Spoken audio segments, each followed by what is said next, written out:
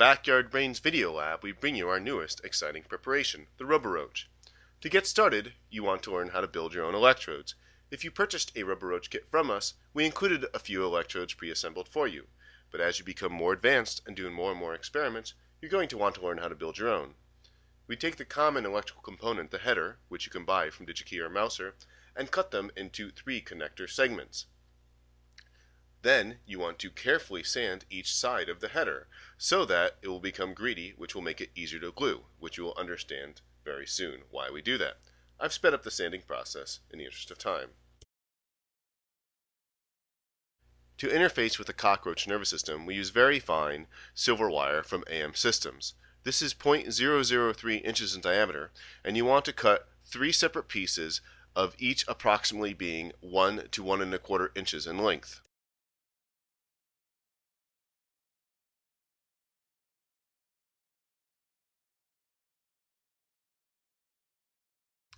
Using a lighter, now burn off approximately 1/8 inch of the Teflon insulation off the silver wire segments you just made. This requires a bit of finesse, as if you hold the wire too close you can actually melt the silver. Do this for both ends of each wire segment you cut.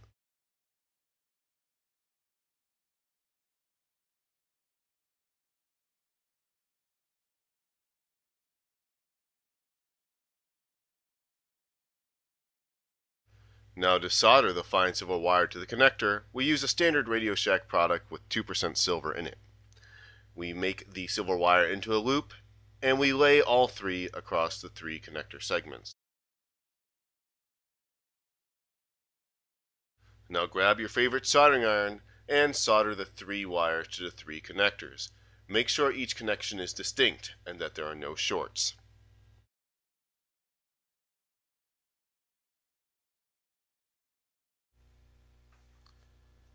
And voila!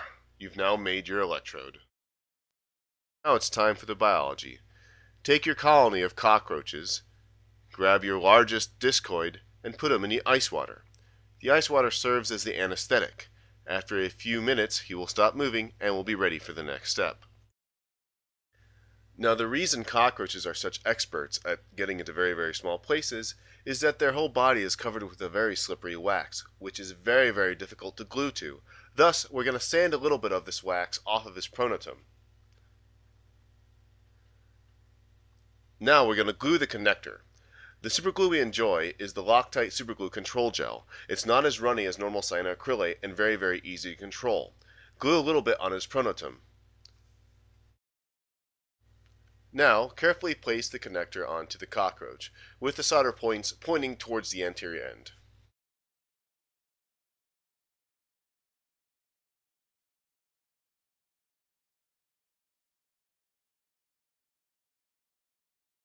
The connection will be strong enough within 1 to 2 minutes. Now for the hardest step of this surgery. I have not figured out an easier way to do this. You need to put your ground wire into the thorax of the cockroach. Carefully splay one of his wings and secure it with silly putty.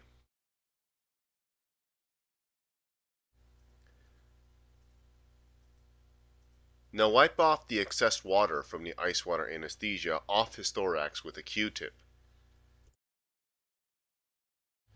Now again, since we're at a glue step, we're going to lightly sand the waxy coating of the thorax with a small bit of sandpaper.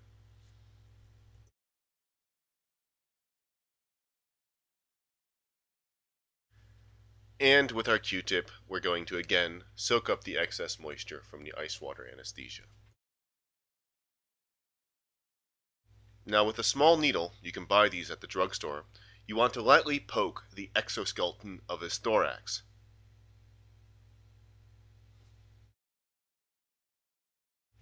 Now very carefully place the lefternmost wire, park it in the small hole you just made in the thorax.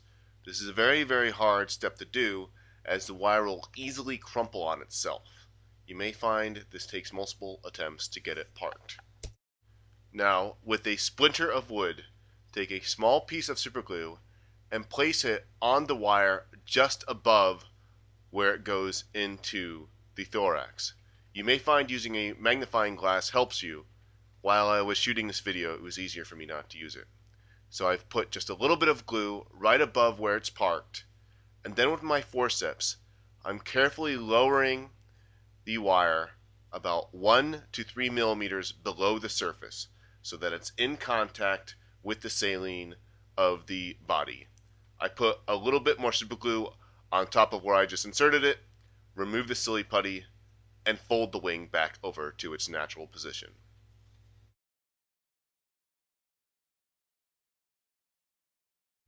Now is a good time to put the cockroach back in ice water anesthesia for a couple minutes. Now it's time to insert the antenna stimulating wires. Using your forceps, splay the antenna out, and then, with your scissors, cut the antenna down to with only 1/8 to 1/4 inch left. The antenna are hollow, fluid-filled structures with a nerve running down the center. Now you're going to position the middlemost wire to go into the cockroach left side. Park it just into the antenna. Don't put it all the way in.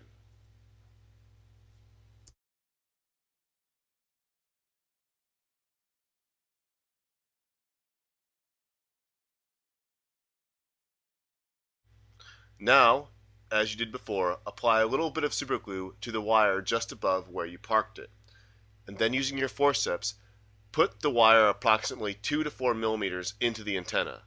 The point is to get the super glue just inside the inner ring of the antenna so it sticks on the inside. Otherwise, it will slip out very easily. Put some more super glue around the antenna wire interface, and now put the cockroach back in the ice anesthesia. After a couple minutes, then repeat for the remaining antenna and the remaining wire.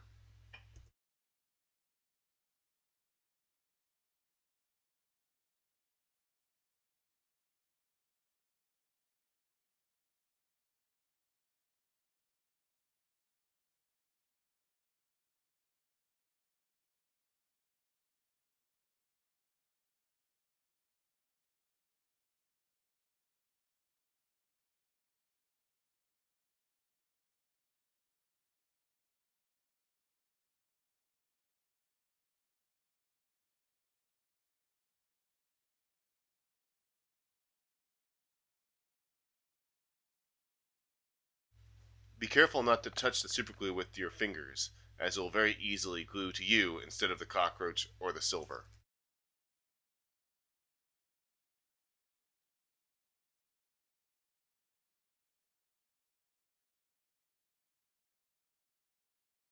Now you're almost done.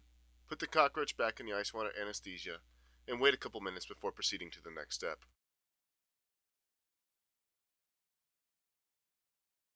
Now it's time to clean up all the excess wire so the cockroach can't pull the wires out. Carefully fold back all the wires until they're in a nice loop on top of the connector.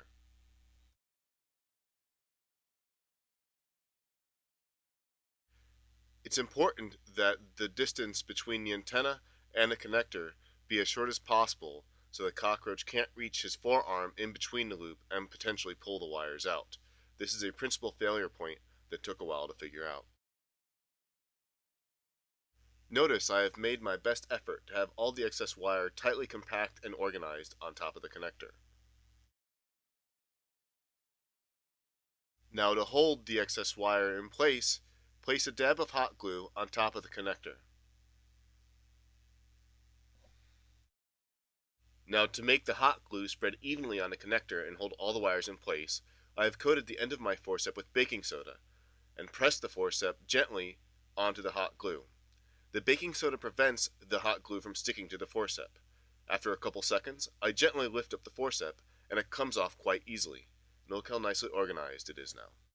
But how do I know if my surgery was any good? If I have a spiker box, I can actually try to record the neural responses in the antenna. That tells me the surgery was successful. I've plugged in my little adapter into the connector. I'll then plug in my microclips, one to the ground and one to the left antenna, and turn the spiker box on. It sounds a bit noisy, so I'm going to turn off all the fluorescent lights to reduce line interference. That semi-random popping you're hearing is the spiking or action potentials of the living neurons in the antenna. I'll try the other side and check as well. The other side sounds good as well. Great neural response. Now it's time for the cockroach to recover. I'll simply put him in his cockroach house and wait, usually overnight. However, if I'm teaching in a classroom and I want him to recover faster, I have a tub of warm water and I put the cockroach in the tub on top of the warm water and it'll recover within maybe half an hour. Now to test your Roboroach. Take your Roboroach circuit and turn it on by pushing the switch all the way to the right. Make sure your transmitter's on the B channel and press the L and R buttons. If the lights on either side turn on, you know it's working. It's time to plug in the cockroach.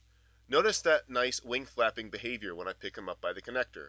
That's a fairly stereotyped behavior that students like to observe to wonder about the mechanics of wing flapping. Now that he's on the table, simply plug in the connector gently. But how do we get it to stay on the cockroach? Take your hot glue again and put a small dab on the underside.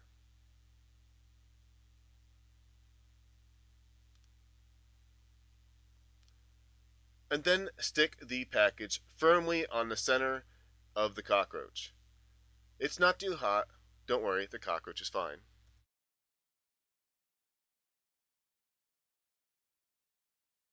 Now place the cockroach on the floor, and when he starts running, start stimulating the left and right sides and see what you observe. How long do the behaviors last? Does he always turn left and right upon stimulation? Does the cockroach appear to show any sort of learning or adaptation upon repeated stimulation? Are you competing with any other sorts of behaviors? There are many types of questions you can ask about stimulation and neural responses with this simple prep. You're done with your experiment, it's time for the cockroach to go back into his house to eat and rest. Put him in the refrigerator to slow him down a bit, and then with your forceps, carefully ease the connector from the stimulator package. And slowly peel it off. And put the cockroach back in its house. Sorry for that unsightly scar on my hand. I was changing the oil in my Tercel last weekend. Busted knuckles. Now you can start asking independent questions of your own. For example, from your neural engineering class, are biphasic pulses better than direct voltage? Here I've designed a Roboroach where I'm solely providing positive 3 volts to the antenna, and you can notice there's very little effect on the cockroach turning. This tells us that pulses designed to mimic action potentials are actually more effective. Now here's a confusing result. We have a different species of cockroach, the giant South American fuchsia cockroach, and when you stimulate his left and right antenna, he simply stops. It's more of a break.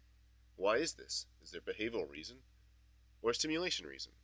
And eventually, the cockroach just ignores it and keeps walking upon stimulation. We're still trying to figure this out.